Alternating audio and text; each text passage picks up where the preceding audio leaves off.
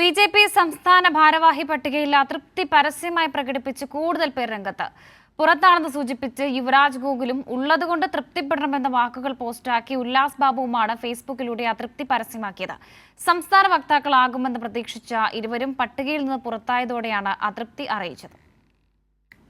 BJP. ദേശീയ നേതാവ് അമിത് ഷാ കേരളത്തിലെത്തിയ ദിവസം തന്നെ ബി.ജെ.പി. സംസ്ഥാന നേതൃത്വത്തിനകത്തെ ഉൾപ്പോര് പരസ്യമായിരിക്കുകയാണ്. രാജീവ് ചന്ദ്രശേഖരന്റെ സവർണ മേധാവിത്വവും വിശ്വസ്തരെയും കൂടെ കൂട്ടിയുള്ള സംസ്ഥാന ഭാരവാഹി പട്ടിക പുറത്തുവന്നതിന് പിന്നാലെ മുതിർന്ന നേതാക്കൾക്കിടയിലും വിയോജിപ്പ് പ്രകടമായിരുന്നു.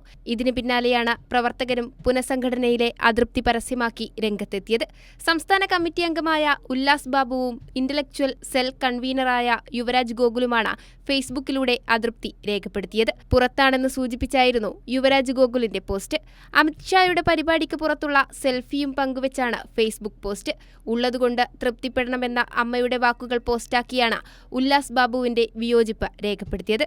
ഇതോടെ ബി.ജെ.പിക്ക് അകത്തെ ഉൾപ്പോരും ഭിന്നതയുമാണ് രൂക്ഷമായത്. വി മുരളീധരൻ, കെ സുരേന്ദ്രൻ പക്ഷത്തോടുള്ള വിയോജിപ്പ് രാജീവ് ചന്ദ്രശേഖർ പരസ്യമാക്കിയ സാഹചര്യത്തിൽ ഇരുവിഭാഗത്തിന്റെയും അതൃപ്തി കേന്ദ്ര നേതൃത്വത്തെ അറിയിക്കാനും നീക്കമുണ്ട്. കൈരളി ന്യൂസ്, തിരുവനന്തപുരം.